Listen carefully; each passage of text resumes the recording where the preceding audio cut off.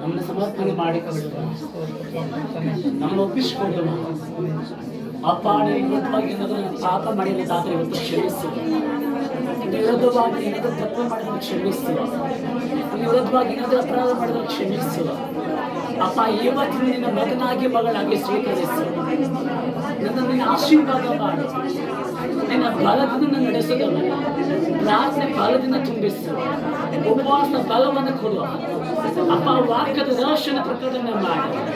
ಅಪ್ಪ ನನ್ನೊಂದಿಗೆ ಮಾತನಾಡಿ. ವಾಕ್ಯದ ಜೊತೆಗೆ ಮಾತನಾಡಿ. ನಿನ್ನ ಬಲವನ್ನು ಕೊಡಿದೆವು. ನೀನು ಆಶೀರ್ವಾದ ಮಾಡಬೇಕು. ಅಪ್ಪ ಕೀರ್ತನೆ 99ನೇ ಅಧ್ಯಾಯದಲ್ಲಿ ನೋಡಿರುವ ಹಾಗೆ ಆ ಭಕ್ತನ ಮಾಡಿದ ಪ್ರಾರ್ಥನೆ ಕೇಳಿಸಿಕೊಂಡ ಹಾಗೆ ಇವತ್ತು ನನ್ನ ಪ್ರಾರ್ಥನೆ ಕೇಳಿಸುತ್ತೆ. ಇವತ್ತು ನನ್ನ ಪ್ರಾರ್ಥನೆ ಸದುತ್ತರ ಅನುಗ್ರಹಿಸು. ಅಪ್ಪ ನೀನು ಆಶೀರ್ವಾದ ಮಾಡು.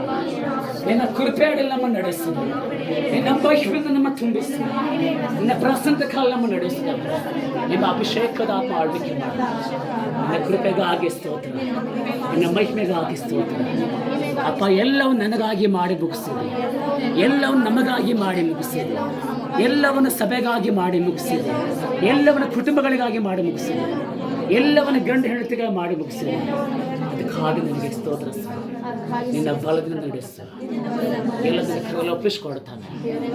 ಯೇಸುವಿನ ಮೊದಲೇ ಬೇಡಿ ಪ್ರಾರ್ಥಿಸ್ತೇವೆ ನಮ್ಮ ಜೀವಿತದಲ್ಲಿ. ಮುಂದೆ ನಡೆಯುವಂಥ ಸಾಕ್ಷಿ ಸಂದೇಶ ಭಾಗಕ್ಕಾಗಿ ಕೊನೆ ಪ್ರಾರ್ಥನೆಗಾಗಿ ಹೆಣ್ಣು ಮಕ್ಕಳೊಬ್ಬರು ಗಂಡು ಮಕ್ಕಳು ಪ್ರಾರ್ಥನೆ ಮಾಡಿ.